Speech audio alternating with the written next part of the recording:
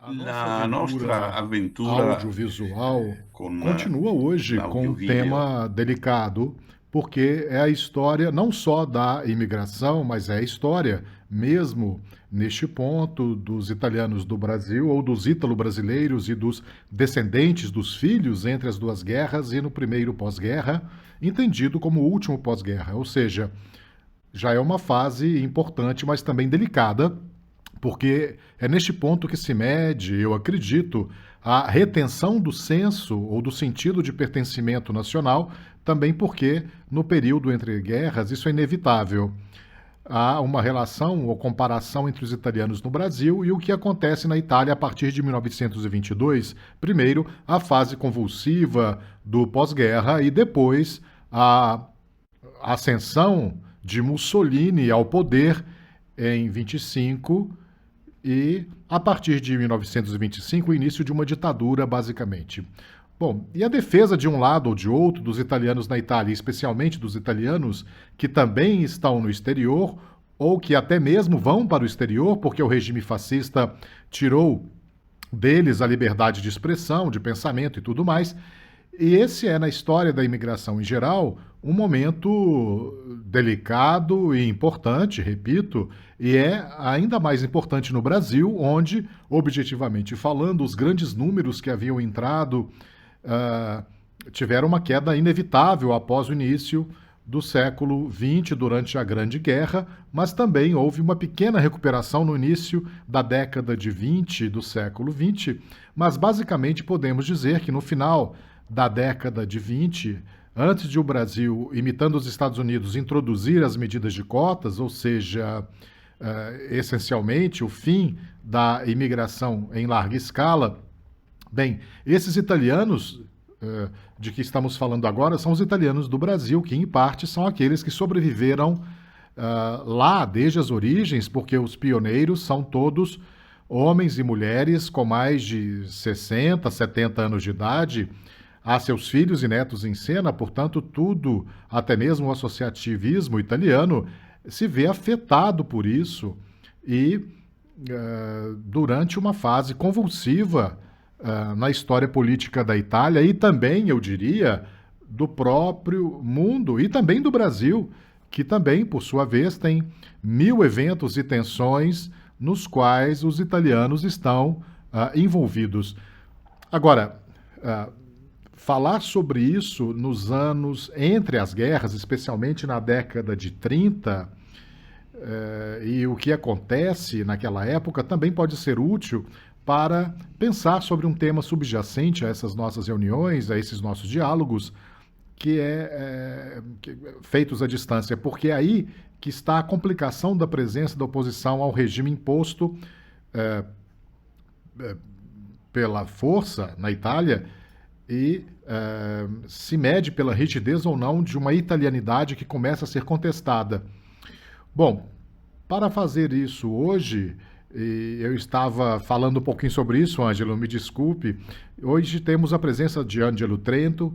de quem muitos de vocês já devem ter ouvido falar, todos os acadêmicos o conhecem, pois ele pode ser considerado o maior dos nossos acadêmicos, estudiosos, mas infelizmente estamos ficando velhos e também somos importantes por causa da idade. Mas é verdade que Ângelo Trento começou a escrever no início da década de 1980, quando a sua principal obra foi publicada, e escreveu muitas outras coisas sobre o Brasil e sobre outros assuntos, seja sobre imigração, sobre a história da América Latina, mas acima de tudo sobre o Brasil, onde também teve uma experiência de vida, de formação, de estudos e assim por diante. Bom, então ele é um dos mais qualificados especialistas para nos dar a sua opinião, mesmo neste caso de hoje, ou seja, para nos ajudar a desvendar uma trama que se desenvolve entre os anos 20, pelo menos os anos 60 do século 20, quando até mesmo os números facilmente podem trair a mudança de ritmo. Não é que a imigração tenha acabado completamente, talvez falemos sobre isso com mais detalhes mais tarde, mas eu gostaria que fosse o próprio Ângelo que nos apresentasse essa questão, sabendo, no entanto, que no panorama mundial, a conclusão da Primeira Guerra Mundial, da Primeira Grande Guerra, determina toda uma série de posições dos estados com um estado líder que é no Ocidente, o próprio estado com o qual a maioria dos imigrantes italianos desde o início do século XX se relacionou, ou seja, os Estados Unidos. Este ano, 2024, também marca o aniversário, o primeiro aniversário secular do fim da, da Grande Guerra. Eu chamei de fim da Grande Migração porque em 24 os Estados Unidos introduziram uma medida de cotas mais rígida que fechou as portas para a entrada dos estrangeiros naquele país e pouco a pouco eles se adaptaram a essa prática. Mesmo a Argentina e o Brasil, em 10 anos, não somente os Estados Unidos, mas toda a América, uh, é menos provável que você ou que vejamos mais facilmente alcançado pela imigração em massa. Só haverá uma recuperação após a guerra. Talvez vejamos mais tarde nessa conversa alguns detalhes assim. E até que ponto e com quais características? Mas com certeza, nas décadas de 20 e 30, nós temos os anos em que a presença italiana permanece evidente com efeito de chegadas anteriores e retornos fracassados. E há todo um mundo que também se consolida com as associações culturais, com as relações que se estabelecem de uma maneira, às vezes, não exatamente pacífica, com as autoridades italianas no exterior, com os consulados e com os representantes, sobretudo depois da fascistização dos órgãos consulares e do corpo diplomático, que quase tirou do caminho os antifascistas, porque quem é antifascista tem um pouco mais de dificuldade para pedir apoio, ajuda ou informação naquele tempo. Trivialmente também para o consulado da Itália, que é basicamente governado por funcionários leais ao governo em exercício do país. Bem, agora, como tudo isso os afeta no mundo da imigração, que tem toda uma vida própria, que continua, porque os italianos, naquele momento, e aqui basta pensar na autobiografia de Zélia Gattai, a história de sua família nos anos 20 e 30, a história de seu pai, podemos ver que no trabalho a vida continua, mas as opções políticas também estão sendo discutidas e o tema subjacente é quem somos nós? Bom, estamos no Brasil, somos italianos do Brasil, somos ítalo-brasileiros, como dizem, ou somos brasileiros. Há alguns que dizem que, bom, eu sou 100% italiano, sou italiano e também 100% brasileiro, o que é um pouco problemático, mas você também poderia dizer ou compreender a reivindicação de um pertencimento nacional ao seu velho país de origem ou ao país de origem da sua família, e também o senso de pertencimento a essa nova realidade na qual você está profundamente ou quase totalmente imerso. Ajude-nos um pouquinho nisso, Ângelo, por gentileza. Sim, sim, eu retomaria desde o início o que você estava dizendo essencialmente agora há pouco, no sentido de que a imigração é uma imigração ah, após a Segunda Guerra Mundial, que é uma imigração que cai em termos de quantidade, mas que ela é fruto de um, um, um colapso ah, nos anos 30, de um crescimento nos anos 20, que depende de muitas coisas. Isso depende, em parte, da política de imigração do fascismo, de per si, porque a partir de certa data, ela determina que, sendo uma potência, é melhor que os italianos permaneçam na Itália, o que é algo muito importante, mas não tão importante, eh, porque nessa política, a verdade, essa política precede o colapso do mercado de trabalho mundial com a crise econômica de 1929, onde praticamente não há mais possibilidades de imigração. Mas voltando à política de imigração do fascismo, ah, ela também tenta mudar a tipologia de imigrante, por exemplo. Antes, nós tínhamos um desencorajamento da imigração de mão de obra não qualificada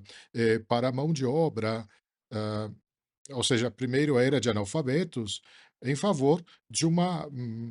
mão de obra formada por técnicos, por pessoas que tinham um certo grau de instrução, que também poderiam elevar a reputação do nome da Itália e dos italianos. E, de fato, não por acaso, ah, durante esse período, os imigrantes não eram mais chamados de emigrantes, eram chamados de italianos no exterior, o que, obviamente, não é pouca coisa. Ah, a imigração específica que vai para o Brasil é uma imigração que, nesse período, não ultrapassa 120 mil pessoas, mas é uma imigração, sobretudo, que tem uma conotação profissional totalmente diferente do passado, porque é uma imigração onde nós praticamente temos o desaparecimento, não total, mas uma redução ao mínimo de imigração de trabalhadores braçais e agrícolas, ah, em troca de uma classe trabalhadora operária que representa 50% da migração em 1934. Isso do ponto de vista dos números e do ponto de vista, obviamente, da posição política, eh,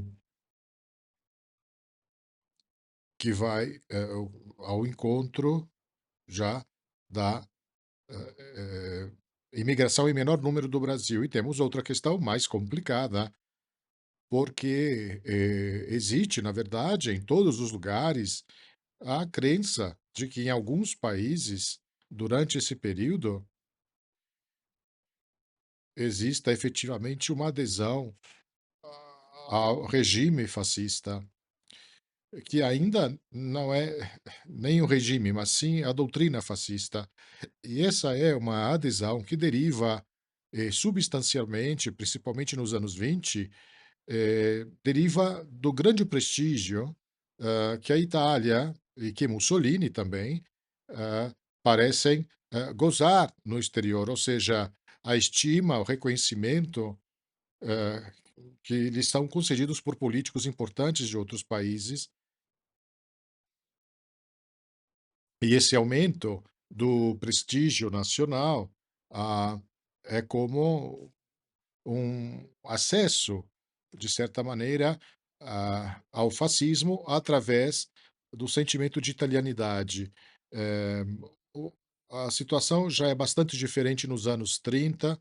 porque nos anos 20 existe uma adesão do fascismo que diz respeito, e tem a ver principalmente a certas classes sociais muito determinadas, as bases de consenso na Itália, as classes médias, a pequena burguesia ou a elite econômica e também cultural, em parte. Mas, no que diz respeito à coletividade italiana residente, que ainda é uma coletividade italiana consistente, substancial, porque, de acordo com os números confiáveis, que são os de Giorgio Mortara, que era um estudioso italiano que, desembarcou no Brasil para, escapar ou para fugir das leis raciais, já que ele era judeu, e é considerado o pai da estatística brasileira. E de acordo com as estimativas de Mortara, os italianos eram 435 mil em 1930 e mais ou menos 325 mil em 1940. Portanto, ainda é uma comunidade bastante consistente, mas essa comunidade mais substancial dos anos 20, em grande parte, passa a assumir um comportamento de consentimento com o fascismo, que, no entanto, não é internalizada. Ah, é mais isso, é essa exaltação do italianismo, da italianidade, mas as coisas mudam muito nos anos 30, porque nesses anos, com o refluxo do antifascismo italiano no Brasil, mesmo eh, mesmo que com muita tensão entre essas duas forças opostas, figuram dois líderes antifascistas que se opunham um ao outro, que trocavam insultos e que ah, se caluniavam, inclusive.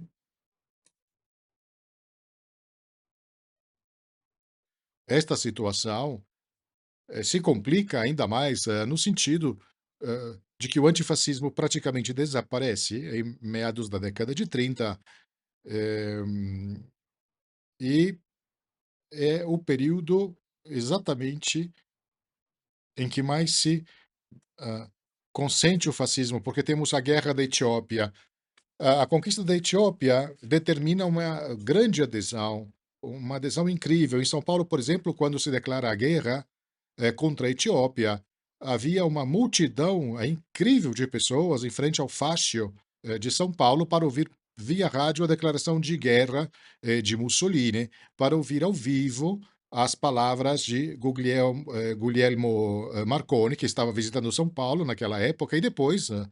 durante à noite, em todas as cidades onde tínhamos uma imigração consistente, ah, e onde existia uma coletividade importante nessas cidades, tivemos manifestações pelas ruas,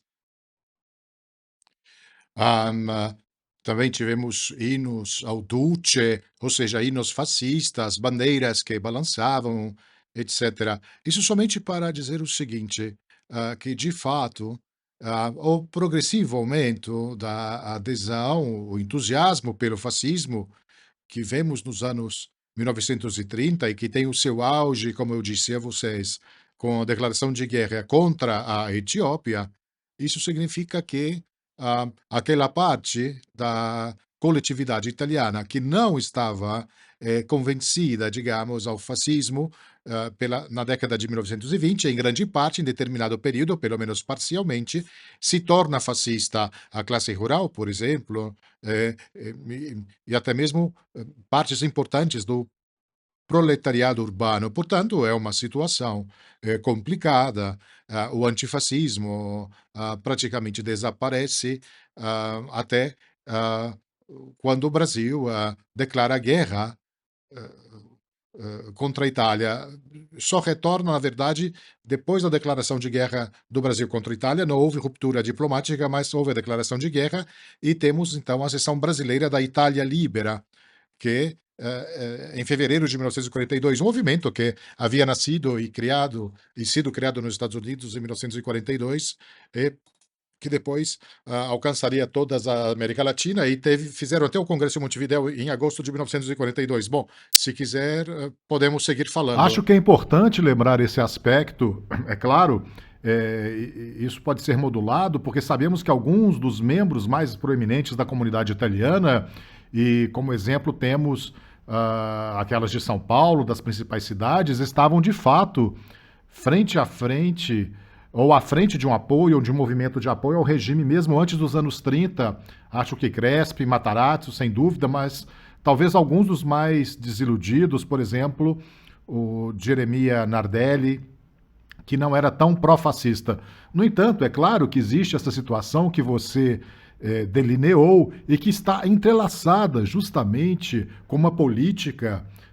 relacionada com as vicissitudes e problemas da vida cotidiana das pessoas e também com a dificuldade para o movimento antifascista e também para aqueles que, de modo geral, às vezes chegavam ao Brasil justamente para fugir da situação que havia surgido na Itália. Fazer alguma coisa com algumas associações, algumas sociedades de ajuda mútua, a Liga Lombarda, eles fizeram alguma coisa, mas você mencionou anteriormente as controvérsias internas nessa frente. Os Carolo, Frola, todas essas coisas que são surpreendentes porque estão entrelaçadas com outros eventos, como eu estava dizendo, bem como aqueles eventos pessoais e familiares dos emigrantes que tiveram que continuar o seu caminho de integração e assim por diante. Eles também se entrelaçam com atividades específicas da política brasileira, porque é claro que neste ponto, já mencionamos isso aqui em algumas ocasiões, mas nesse ponto não é indiferente o que acontece no Brasil e com o que, sei lá eu, com o nascimento de movimentos de extrema-direita, como o de Plínio Salgado, que é o fundamentalista do integralismo brasileiro, ou mesmo a ascensão ao poder de Getúlio Vargas, que é objetivamente o criador do que você mencionou anteriormente como um fenômeno de grande aproximação e de extrema consideração em que se encontram com as classes dominantes brasileiras. Mussolini, todo o trabalho, principalmente a legislação trabalhista, que o Vargas copia, quando então nasce o Estado Novo, e é ainda mais evidente que ele toma como modelo muitas coisas que o fascismo tinha feito. Portanto, a dificuldade em que se encontra o movimento antifascista ítalo-brasileiro é dupla depois disso, claro. E também em relação a outros acontecimentos, porque o que nos chama a atenção agora é que chegamos a um ponto em que entendemos que ainda há uma relevância do que se chama no jargão na comunidade italiana, sob a direção do principal expoente do fascismo, Serafino Mazzolini, que foi enviado especialmente, não foi que interferiu muito, mas houve problemas, e houve também problemas entre as adesões ao fascismo entre as comunidades italianas da América Latina, com diferenças marcantes, às vezes, entre o Brasil e a Argentina, que são interessantes para os historiadores, mas também são interessantes para a história destes países, onde efetivamente eu acredito, e vimos já isso também em outras situações, em outras ocasiões, eu acredito que o apelo ou a questão patriótica funciona consideravelmente porque recebe a complicação não insignificante do fortalecimento do espírito de patriotismo que é, então, nacionalista. Justamente das guerras, ou seja, a guerra é um fenômeno que eu, como você sabe, Ângelo, eu estudei um pouco mais essa atitude dos italianos e do Brasil e outras partes também do universo dos imigrantes na eclosão da Primeira Guerra Mundial. E é claramente lá que você pode ver que há uma forte adesão de uma opinião pública imigrante. No entanto, a principal adesão, ou seja, o fato de que as pessoas, especialmente aquelas que tinham idade suficiente para fazê-lo, aderissem ao chamado da pátria, indo lutar na Europa e chegando à Itália para lutar, considerando todas essas coisas, ou seja, eles eram muitos, digamos que uns 10 mil, mas não eram tantos em comparação com quase 1 milhão de pessoas que estavam lá por volta de 1914. Bom, sim, há uma inferioridade, um pouco como às vezes eu penso sobre isso, é como torcer no esporte. Eu sempre me perguntei, talvez eu fale sobre isso em outra ocasião, em outra fase dessas conversas nossas, mas é como torcer nos esportes. Isso como funcionava? Para nós hoje, claro, se há um jogo entre aqui no Brasil, é natural torcer para o Brasil, mas se o jogo é entre Brasil e Itália, você tem problemas por morar no Brasil, ainda mais importantes. Mas tudo isso dito, e não é uma brincadeira, talvez seria um tópico interessante de ser explorado, mas continua sendo o que nós chamamos de consenso que se obtém no exterior, e o projeto fascista, girando em torno da figura do próprio Mussolini. E não nos esqueçamos, não só no Brasil, mas também nos Estados Unidos, até mesmo no Reino Unido, obtém naquela época a máxima adesão. Então, temos a impressão de que não se trata mais de falar do lado do Brasil ou dos Estados Unidos, mas foi um grande erro do Mussolini ter se aliado a Hitler, porque ele tinha os governos do lado dele também, convenhamos, e aqui entre nós.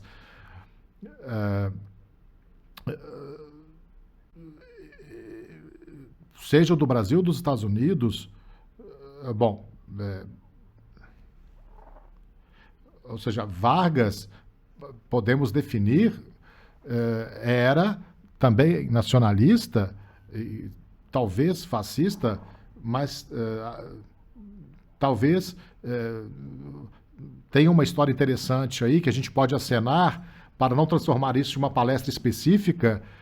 ou uma conferência universitária, mas é verdade que Mussolini também financiou Plínio Salgado, ou seja, existe uma intervenção em apoio a essa facção, a esse partido de extrema-direita por parte de Mussolini. E isso pode criar problemas porque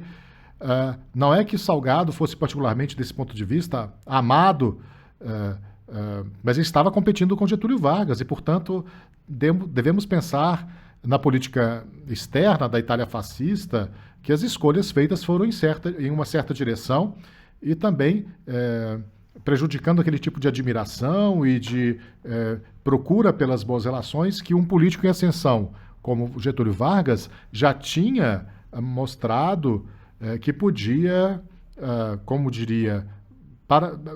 que podia manter. É claro que isso foi interrompido em certo ponto, quando, como você disse, entrando na guerra o Brasil, e isso claramente aconteceu. Sobre a injunção, eu acredito que dos Estados Unidos também, na Primeira Guerra Mundial, houve uma forte intervenção dos Estados Unidos para que o Brasil se alinhasse. No entanto, é claro que também nesta coisa que pesa muito sobre a comunidade italiana, porque a Guerra do Brasil no Brasil é acompanhada com medidas de interdição que Getúlio Vargas introduz e onde as comunidades italianas eram mais numerosas e mais antigas, mais enraizadas, coincidiam até com os locais da primeira chegada. O fato de não poder nem falar italiano mais, nem mesmo dialetos, e todos eles, depois, a questão do associativismo, que ou mudava de nome, nomes que faziam referência sobre a Itália, ou sobre a questão da propriedade dos bens que seriam regulamentados depois da guerra. Parece-me que teríamos um longo período entre os anos 45 e 50 e os governos italianos, italiano e brasileiro precisam negociar porque havia também o problema das propriedades confiscadas, assim como os navios, do dinheiro no banco, ou seja, existia um associativismo italiano no Brasil, assim como em boa parte da América Latina, que era realmente ramificado e muito relevante e que decorreu desta guerra, da Segunda Guerra Mundial, o que poderia ser chamado no jargão de uma incrível derrota, porque as sociedades de ajuda mútua tinham seus prédios, tinham suas propriedades, muitas vezes também tinham seus depósitos bancários e tudo isso desaparece muito repentinamente. No entanto, é um evento não pouco importante para nós. Bom, não, eu queria voltar um pouco para uma questão do integralismo no Brasil. É que, bem, a política de Vargas, ela é uma política, bom, desculpe-me, a política do fascismo, do governo italiano, em comparação com o governo brasileiro, politicamente falando, foi um pouco oscilante no sentido de que é verdade que nos primeiros anos, nos anos iniciais de Vargas, até 35 ou 36, 1935, 1936, existem boas relações entre o governo italiano e o governo brasileiro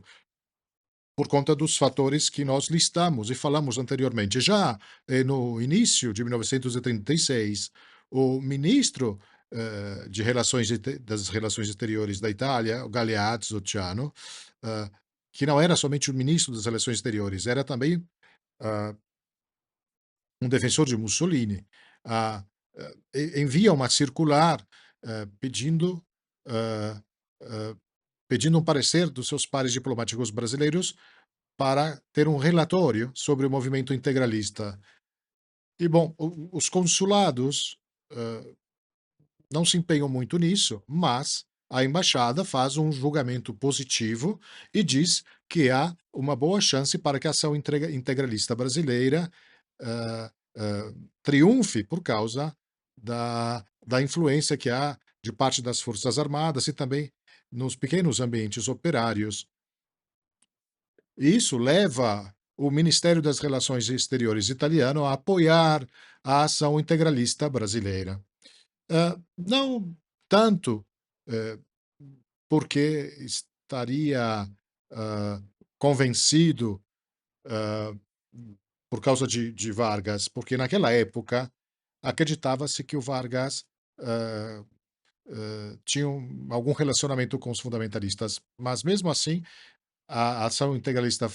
brasileira é financiada por um valor relativamente modesto, mas foi um dinheiro que era mandado mensalmente. Isso combina com o fato de que, em novembro de 1937, o Vargas decretou o Estado Novo e eh, decreta uma série de leis que ah, interfere exatamente na ação integralista brasileira. Há uma reação de parte da ação integralista brasileira tentando tomar de assalto o Palácio Presidencial. ah, e então o governo italiano decide não mais financiar esse movimento. E, claro, coloca-se toda a culpa em Vargas, mas Vargas então vai tentar se aliar ah, com outras figuras, e aí entram os Estados Unidos tentando pressionar o ambiente sul-americano. Em janeiro de 1942, houve uma reunião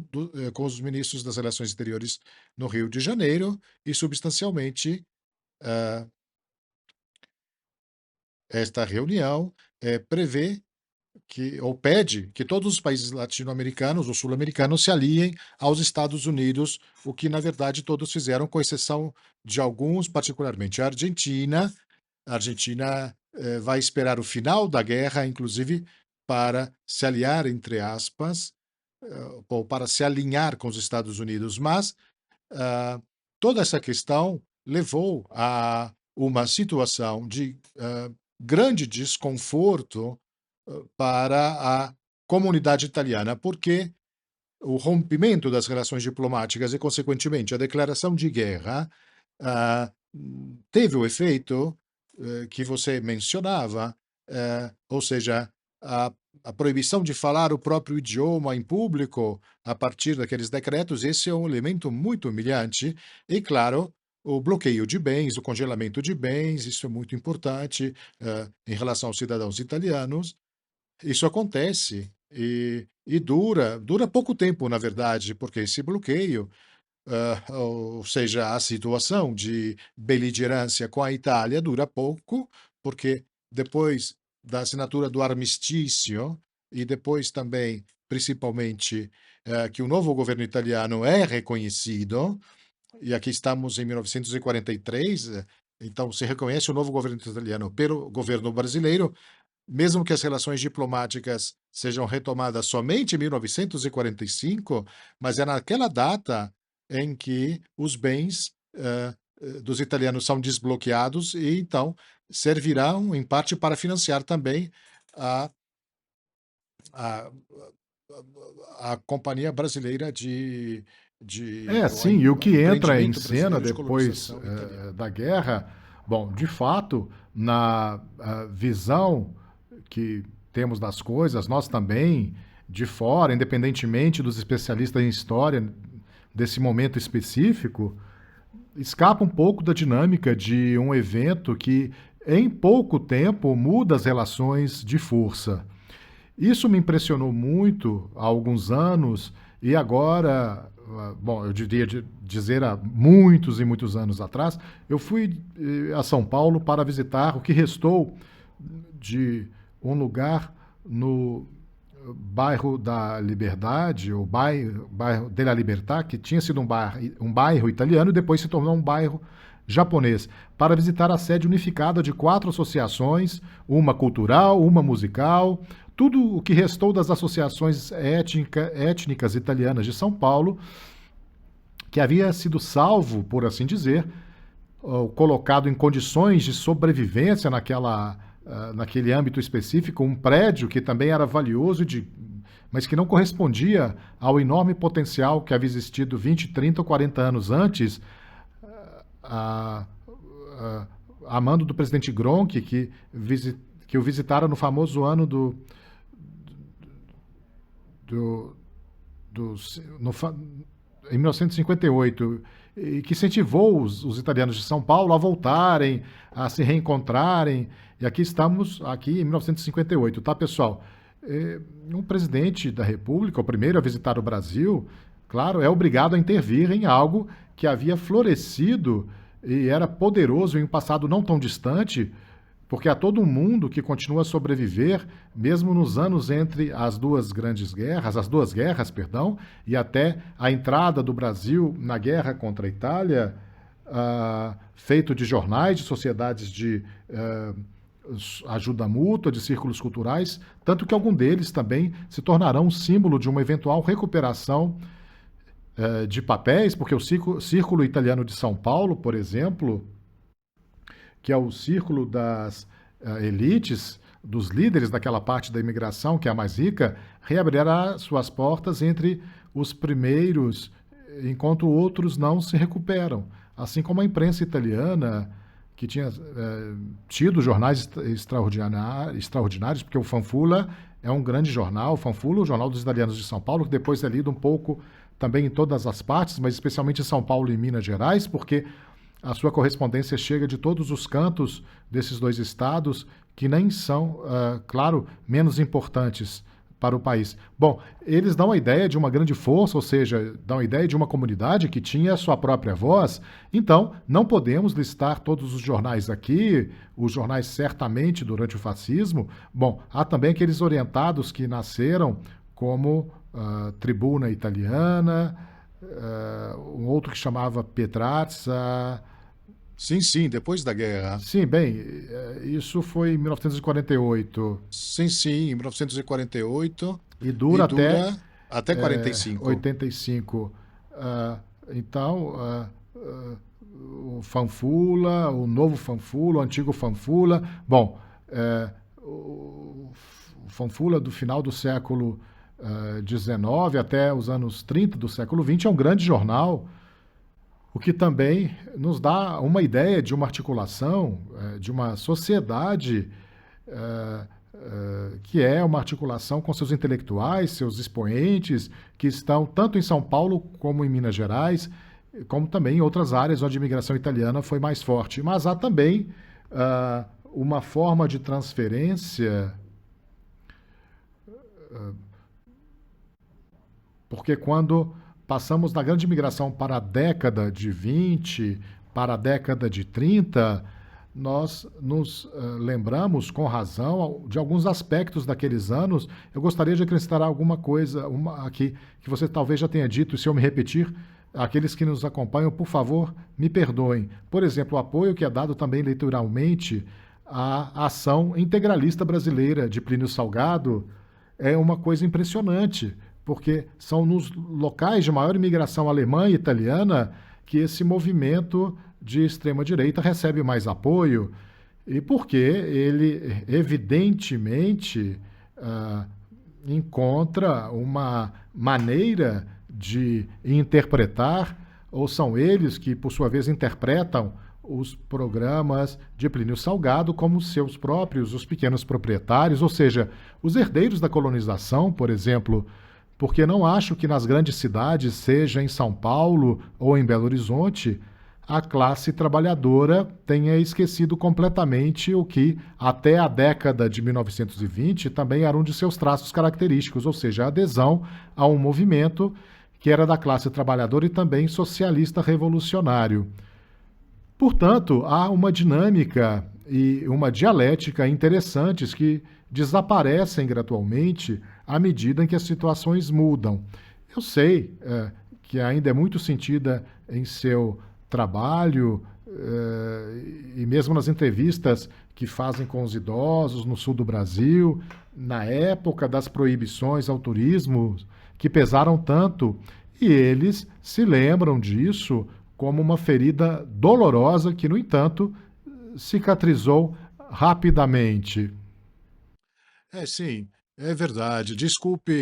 se eu interrompo você por um segundo, mas efetivamente, ah, o Rio Grande do Sul é o estado no qual mais se sente essa repressão. depois das leis de nacionalização de 38, que são leis que teoricamente proíbem o funcionamento dos fácios, ah, o funcionamento de organizações políticas com matriz estrangeira. Mas essa repressão, digamos assim, ao fascismo, que veio justamente com as leis de 1938 e depois, mais tarde, quando da guerra contra a Itália,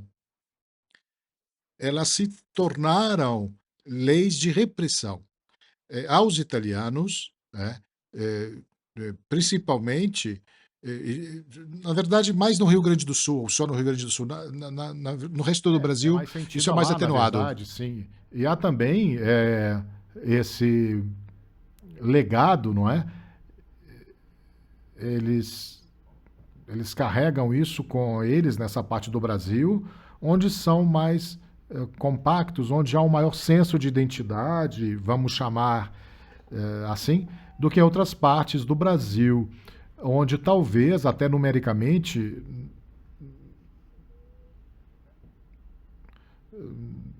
se falamos do Rio Grande do Sul, claro, a comunidade italiana tem a sua própria relevância numérica em termos de números, no entanto, São Paulo as dinâmicas são diferentes porque há a questão que pertence à história política do Brasil de que os processos de integração também implicam que em determinado momento aqueles que eram filhos ou mesmo netos dos imigrantes finalmente comecem a fazer escolhas de governo local, porque se tornam administradores locais e hoje em dia sabemos que existe toda uma dinâmica em relação à alta administração de cada estado brasileiro. O Brasil é um estado federal, muitos, como também dizemos, governadores de estado, muitos são de origem italiana e, portanto, essa também é uma passagem interessante, mas a mais relevante é entre o final da década de 1930 e o final da Segunda Guerra Mundial, quando eu tive a impressão de que, como se não,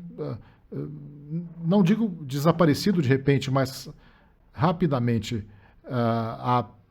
a presença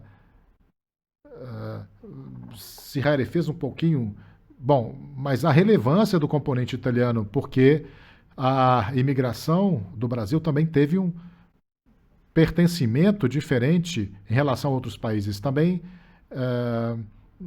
tivemos, claro, ou tiveram seus problemas, os alemães, claro, na Segunda Guerra Mundial, mas eu gostaria de expressar que aqueles que nos seguem, que tivemos uma certa recuperação, por exemplo, dos gaúchos, que em 1950 comemoraram 75 anos de sua presença, mas eles fazem isso em um tom muito menor em comparação com o que tinha acontecido em 25 ou o que vai acontecer então em 75 e que provavelmente vai acontecer no próximo ano, quando eles vão comemorar os 150 anos. Mas eu preciso recordar que a Segunda Guerra Mundial é um divisor de águas inevitável para todas as comunidades de imigrantes italianos no exterior, com os posicionamentos que você pode imaginar, com os problemas decorrentes de uma adesão a um regime que também teve a Itália entre as duas guerras. Margens muito amplas de sucesso. Quando você se lembra da guerra da Etiópia anteriormente, bom, em resumo, você sabe que a adesão deles à pátria foi feita até mesmo por figuras notáveis não italianas ou italianos também, como o senador Benedetto Croce, que também deu a sua medalha notáveis, até mesmo de um socialismo sobrevivente e participa desta onda avassaladora, não de patriotismo, mas de nacionalismo, contra, nesse caso, um país africano. No entanto, esses são detalhes que podemos deixar um pouco de lado para continuarmos, se É, pudermos. você pode dizer até, desculpe interromper, a questão da guerra da Etiópia, ah, na verdade, é mesmo. Bom, cria-se uma legião que vai Sim, combater no sim. exterior, que era a Legione Parini, muito interessante, brasileiros que vão combater, e é uma legião bastante numerosa. Não deixa de Sim, ser, né? e Parini, claro, também com base nisso, perdão, será um dos hierarcas fascistas que encontrarão hospitalidade no Brasil depois da guerra, porque Dino Grande estão entre os homens proeminentes do fascismo que, a partir de 1945, devem ou precisam reconstruir a sua vida, e essa vida se entrelaça depois do fim do conflito mundial com as novas estradas da imigração, que foi uma imigração que recomeçou imediatamente na Itália. Preciso lembrar que, precisamente, não só para o Brasil como meta ou como destino, mas também para outras partes do mundo, ou seja, sem intervenções particulares como nativos por 2 ou 3 anos, mesmo em comparação com os destinos mais próximos. Por exemplo, a França, que era um dos países com mais facilidade, mais próximo, mais oficialmente, às vezes com risco de vida, até porque imigravam clandestinamente para a França, mas países como a França, que tinham sido ponto de aterrissagem do antifascismo, para ser claro, tornaram-se os novos destinos do Brasil e da América Latina, e ainda estão lá depois da guerra, mas com números muito diferentes em comparação com a experiência anterior. Bom, quando isso recomeça, a imigração italiana, e vai durar até 45, 46, bom, isso quando isso recomeça e vai durar até 1960, porque mais adiante ainda há um pouco de movimento, onde ainda há um certo fervor e também de iniciativas, mas em resumo, se vamos ver esses números agora, estou falando um pouco de memória, mas acho que mais de 100 Sim, mil, cento e sim. dez mil italianos. Talvez 100, 110, 111 mil, né? É mais ou menos isso. Mas a coisa mais interessante é que nesse período, a América Latina, Sim, ela volta a ser o destino de imigração e o Brasil recebe muito pouco, talvez um 12% da imigração italiana vai para o Brasil e vai basicamente para duas cidades ou para dois lugares, dois países, uma para a Argentina e outro para a Venezuela. E isso dura somente uns 20 anos, porque depois de 65, praticamente temos uma diminuição sim, drástica isso é realmente desse impressionante. movimento. E é uma imigração que nós percebemos depois da Segunda Guerra Mundial, é uma imigração ah, que se beneficia e floresce, apesar da dificuldade, porque conta com apoio fundamental do Comitê Intergovernamental para a Migração Europeia, o TIME, que também tem a ver com a migração que houve nos Estados Unidos, partindo de desconfortos sociais bem importantes, até com questões do comunismo, etc. Ah, existe uma equipe que se dedica a essa instituição e ela recria uma imigração assistida, porque, digamos assim, ela dá toda uma série de assistência à equipe, não é? Porque como funciona a imigração no segundo pós-guerra no Brasil, funciona da seguinte maneira: o Brasil preenchia listas periódicas de necessidades de ofícios ou de profissões, e com base nelas, esta equipe do CIME fazia essa pré-seleção com aqueles que eram aptos ou que eram admitidos no programa de imigração, que vinham para o Brasil através do, do time. Eh, e, e claro que existe um número limitado de pessoas nisso. Outra coisa interessante é que existem também todas estas colônias agrícolas que são retomadas com base no passado, que são praticamente compostas de pessoas da região do Abruzzo e vão para Goiás, para a Bahia, para a Baixada Fluminense. e isso funciona mal, dá errado essa imigração, tirando ou exceto aquela de Pedrinhas. Sim, é realmente muito impressionante tudo isso. Em primeiro lugar, o que você estava dizendo sobre a relação desequilibrada entre as imigrações, deixando a nova entrada da Venezuela entre o Brasil, com 100, 110 mil, 111 mil entradas até 1960, e a Argentina, com quase 900 mil, que ainda é um destino forte, potente, né? E também é impressionante que no censo brasileiro de 1950, na realidade, aqueles que parecem ser italianos, como se diz no jargão dos passaportes, não são mais comparáveis em número ao que eram no final do século XIX e no início do século XX. São 200 mil e os naturalizados são 50 mil. Quero dizer que podemos ver que começa a perder força agora essa forte relação que existia entre o fluxo migratório, as comunidades italianas que estão se formando e a cidadania que está se estabelecendo, porque há nessa nova realidade, que é claramente condicionada pela disponibilidade, não é que eu acredite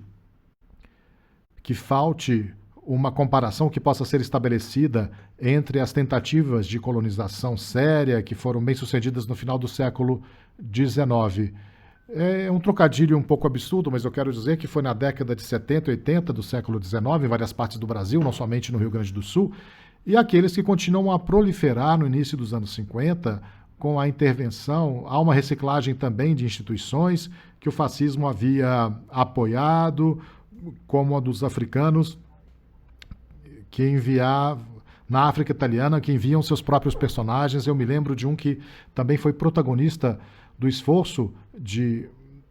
não colonização, mas em soma, de novas cidades do agro pontino, Vittorio Ronchi, que é um dos personagens que estão dentro desse caso,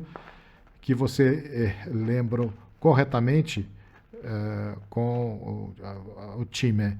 que então lida com um fenômeno que hoje é negligenciado, porque na medida em que estamos imersos, como estamos, na controvérsia sobre o êxodo da Ístria, que é outro movimento migratório forçado, claro, pelo amor de Deus, certamente porque é determinado pelo terror de acabar sobre um regime comunista dos habitantes de uma área que falava italiano e onde os italianos coexistiam com eslovenos e croatas. Mas aí fica claro que é um tipo particular de imigração, porque depende dos tratados de paz de 1947, onde a Itália, que havia entrado em guerra contra a Iugoslávia, foi penalizada e teve que perder a Ístria. Enquanto a penalização foi dupla, porque ficou com Alto Adige, que não era muito italiano. Mas lembramos que até a década de 60, e você fez bem lembrar, a preocupação dos Estados Unidos de que tudo não acabasse nas mãos da hegemonia comunista, que já havia se consolidado por meios militares na Europa Oriental. E então, o time se ocupa, e eles também tratam dessas questões, desses problemas, e tratam deles com instituições de vários tipos. E você fez bem lembrar que eles acabam em muitas partes, mesmo em Minas Gerais, eu me lembro de ter visto algumas tentativas, e isso traz à tona o retorno da fazenda, das relações com os fazendeiros, mas de um modo diferente, e quase todas elas falham. É claro que a via do Brasil, do Abruzzo, que é simpática e amável, cooperativa, uma das cooperativas que são formadas, é claro, aquela de Pedrinhas, que consegue surtir algum efeito, mas fora isso, dá a ideia de que a situação é muito, muito diferente. Quando nós examinamos os censos brasileiros, podemos ver que esse grande fenômeno que foi a imigração da Itália para o Brasil por quase 100 anos, por 80 anos, não existe mais nos mesmos termos, mas é um legado. Aqui eu diria que poderíamos ir um pouquinho mais longe, se fosse adequado, mas aqui é provável que esteja fora do meu alcance, porque naquela época a história brasileira tem uma certa importância a partir de 1970, e se trata da chegada ao Brasil, a Minas Gerais, a Belo Horizonte, da Fiat. é um tipo, mas são algumas centenas, vamos dizer assim, de operários e técnicos que chegam. É um fenômeno novo e diferente. Mesmo antes houve a entrada de capitalistas italianos ou de grandes empresas italianas, a própria Fiat teve uma presença mais entrelaçada com a imigração e também com a italianidade. Bem, em resumo, eu diria que esse episódio é mais Muito bem, evidente. mas sobre isso, ahm, eu poderia acrescentar o seguinte, que nesse segundo pós-guerra, houve uma imigração que rompeu com o passado, no sentido de que não chegaram as grandes fortunas, que eram características do passado, os Matarazzi, os Crespi, etc., e outros também, mas houve sim a presença de pequenos e médios empresários que chegaram com capital ao Brasil. E ali eles constituíram um, um grupo interessante, eh, que se coloca lado a lado com as grandes empresas. Algumas já estavam já presentes há bastante tempo, ah, desde o período fascista, a própria Fiat, que já estava presente desde 1927 como importadora, mas não como fabricante, enfim. E havia outras, como a Pirelli, a Cinzano, etc. Eh, mas a coisa interessante em relação a essa nova imigração são as pequenas e novas e médias empresas, E perdão. isso é muito interessante porque você está relacionando tudo isso a uma imagem. Eu me lembrei de um episódio ligado a uma iniciativa de um tal Dino Sartori, um político aparentemente de Treviso ou de Belluno, que na década de 1950 fundou um assentamento, a Nova Belluno, e depois fracassou como negócio. Eles voltaram para a Itália, mas o que permanecem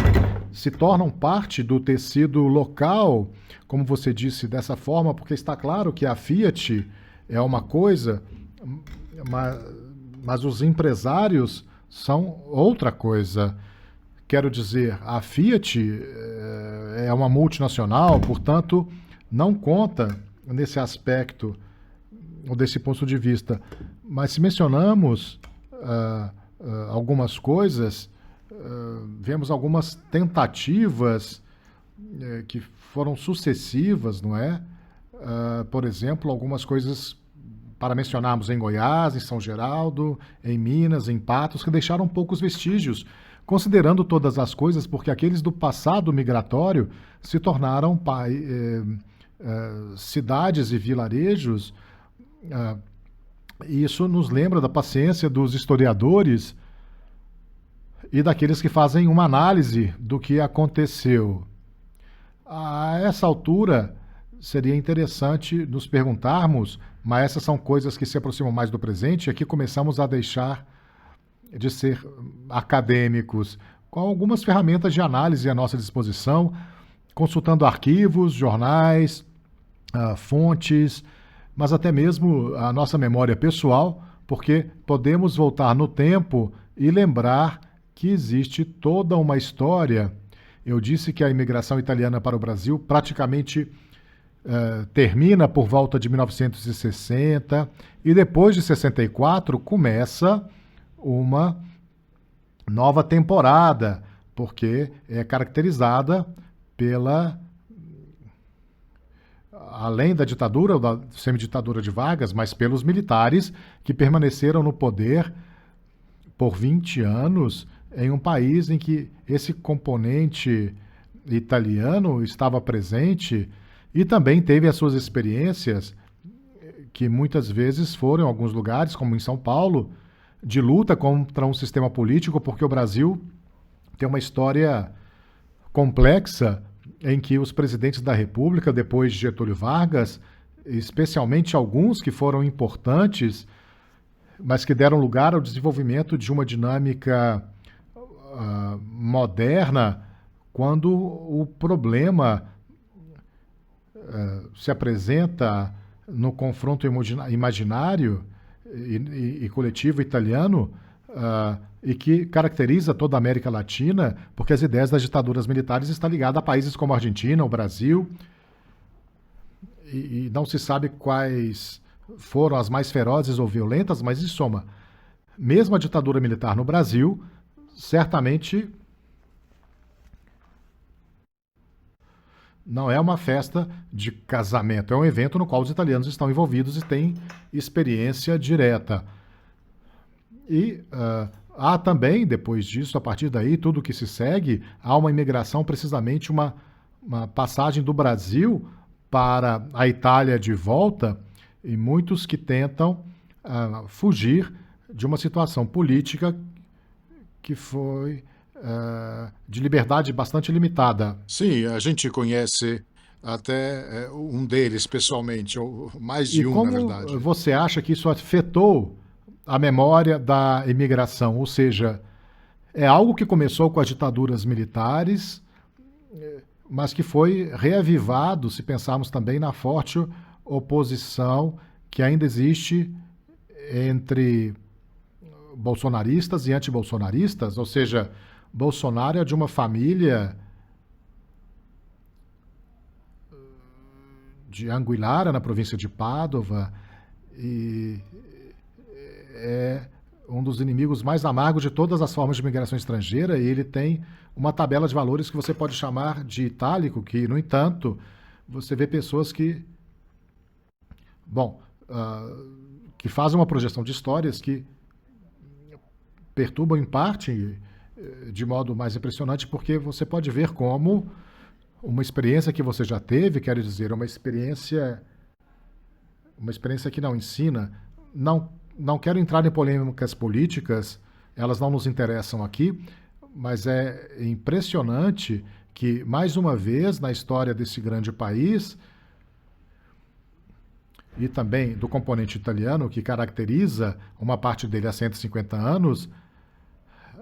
as atividades sejam acompanhadas por figuras que também estão ligadas a esta mesma experiência,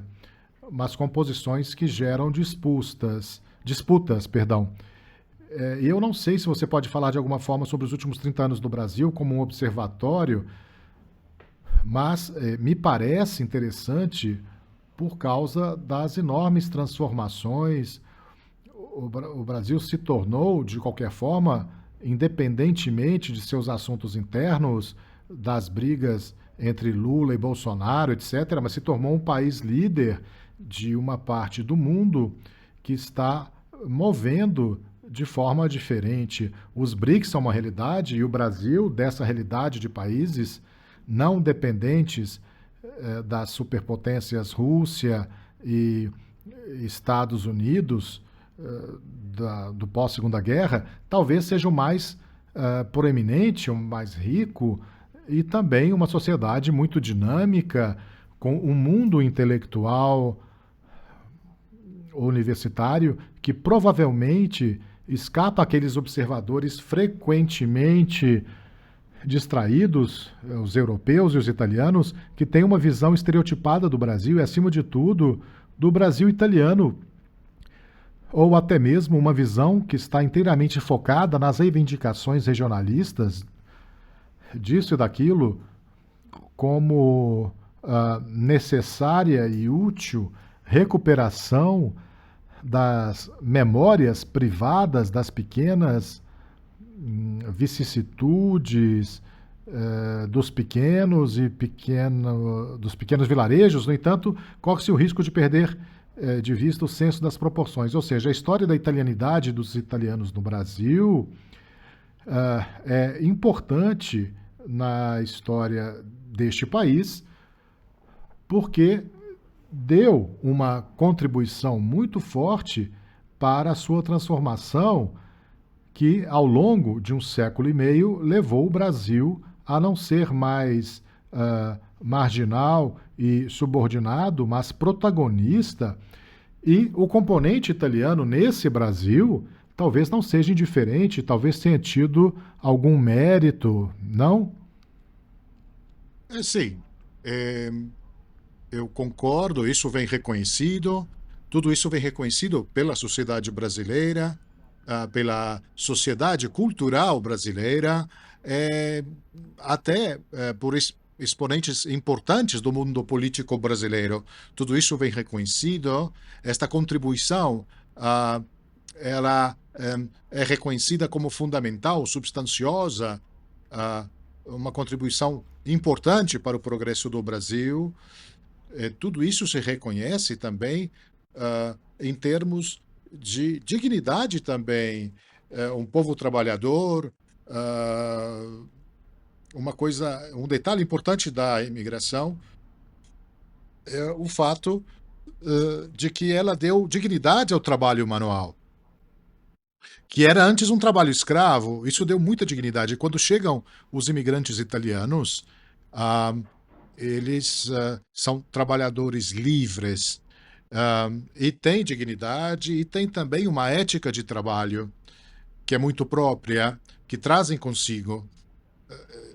E isso antes não existia em todos os lugares. Todas essas coisas são reconhecidas,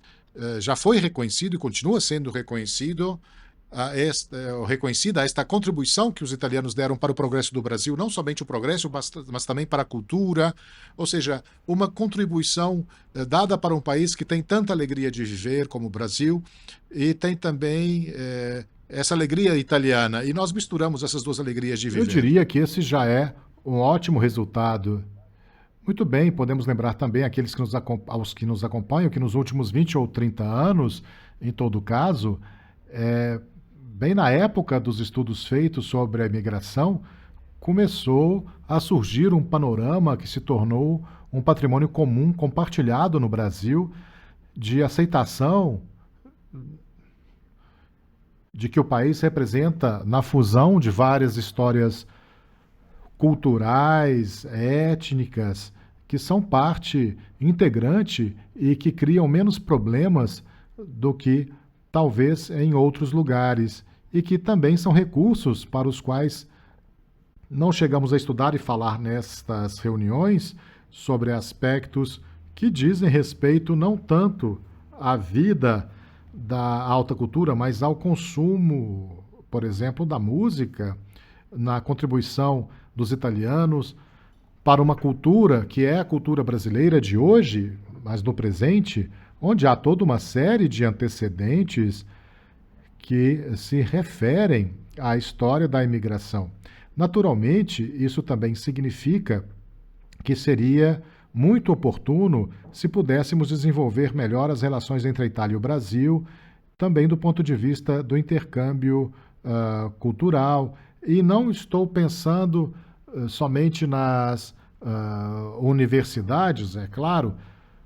porque vivemos em um mundo que não é apenas acadêmico, o que poderia ser uma fonte de riqueza para ambos os países. Uma coisa é certa, e percebo que chegamos a um bom momento nesta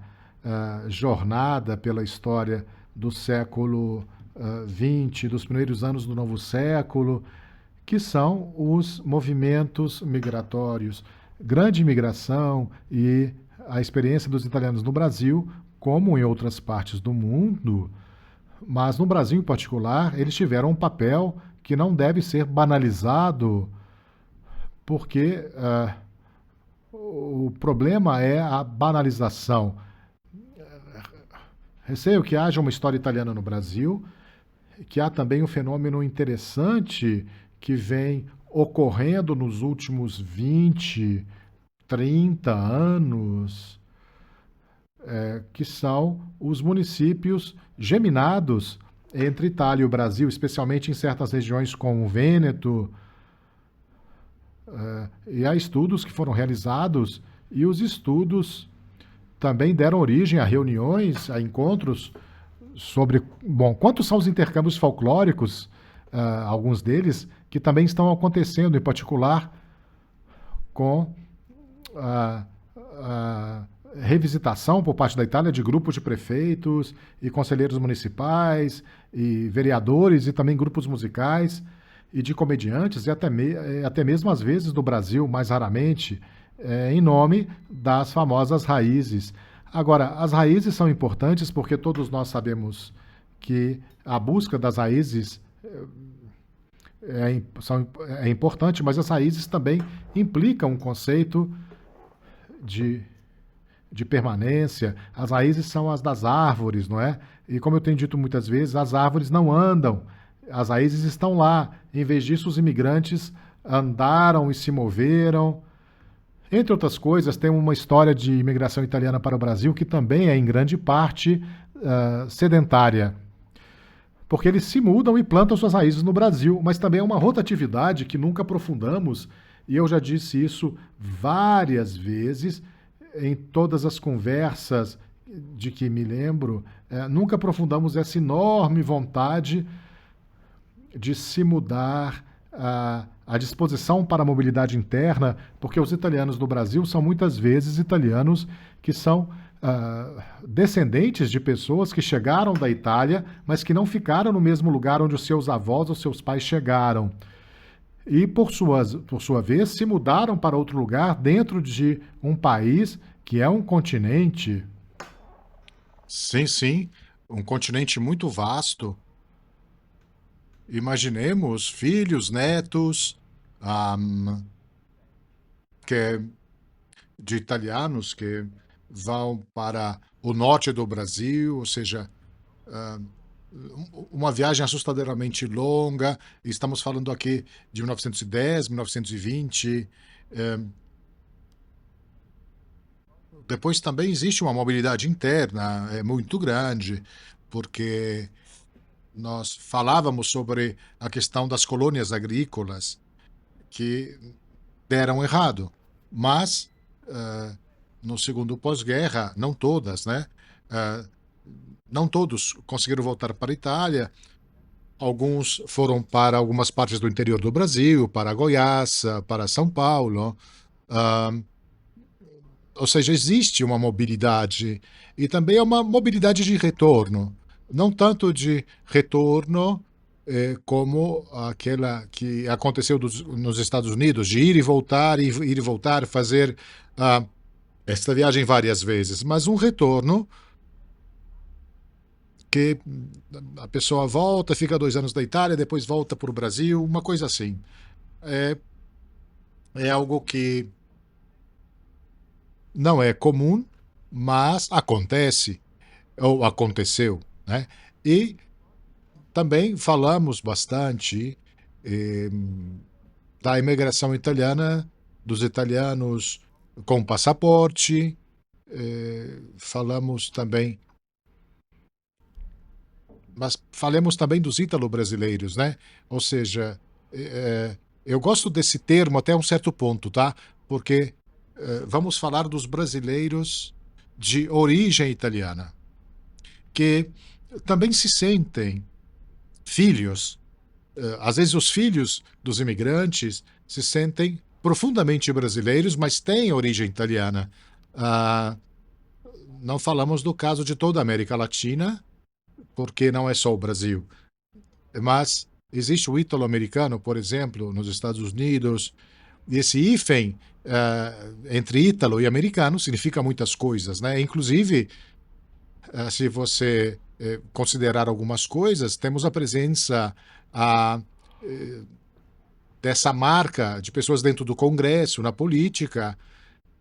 e no caso dos filhos de italianos, de descendentes de italianos que se sentem brasileiros. Bom, eles se sentem brasileiros e não intervêm como um lobby italiano nesse setor, como acontece em outros É lugares. muito interessante porque, objetivamente, a imagem que a Itália tem desse mundo, especialmente do outro lado do oceano, é marcada pelo hífen ítalo-americano. Ao contrário, no Brasil, e eu acredito que também se deve atribuir isso, mas também eu não saberia dizer, podem me corrigir se eu estiver equivocado, como disse, existe uma forte carga, um peso de uma concepção que é realmente brasileira, ou seja, não é que os brasileiros sejam antipatriotas ou nacionalistas, eles são em grau máximo. Eu sempre lembro de um episódio que aconteceu comigo. ah,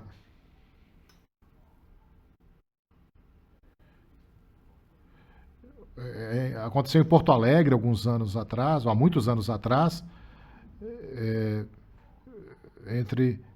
muitas iniciativas que eles fazem ali, havia uma cerimônia onde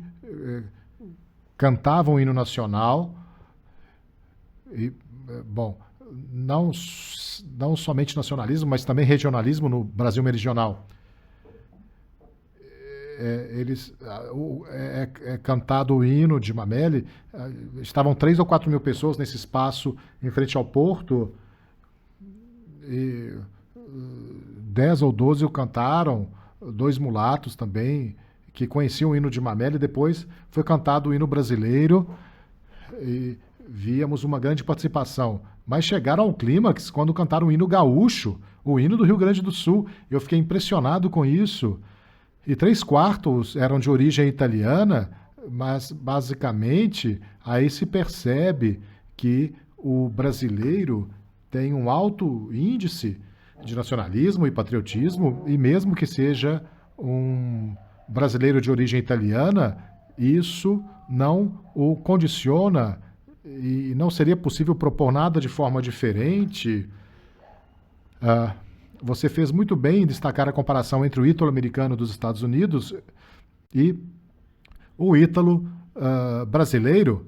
que também estão nessa concepção nossa americana, mas na realidade são brasileiros de origem italiana. E sobre este ponto, que é um daqueles que, por assim dizer, nos acompanharam ao longo do percurso que estamos fazendo, acho que podemos nos despedir agradecendo, em primeiro lugar, a participação, que foi muito agradável, muito bem-vinda e muito útil, e também aqueles que nos acompanhavam ou nos acompanham pacientemente online. Não é? Na medida do possível, também responderemos as perguntas que são enviadas, mesmo através desses canais de um mundo que não é o meu.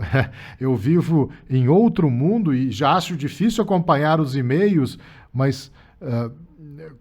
como vocês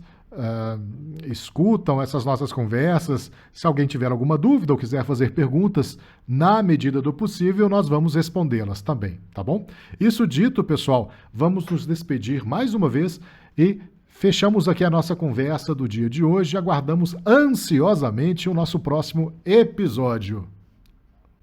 Obrigado, tchau, tchau. Italia bella mostrati gentile, i figli tuoi non li abbandonare, se no se vanno tutti in Brasile,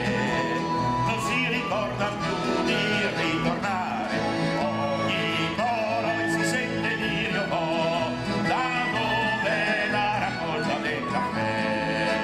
i polo si sente dire un po', da dove la raccolta del caffè, il secolo presente chi ci lascia, il 1900 s'avvicina, la fame già dipinta sulla faccia.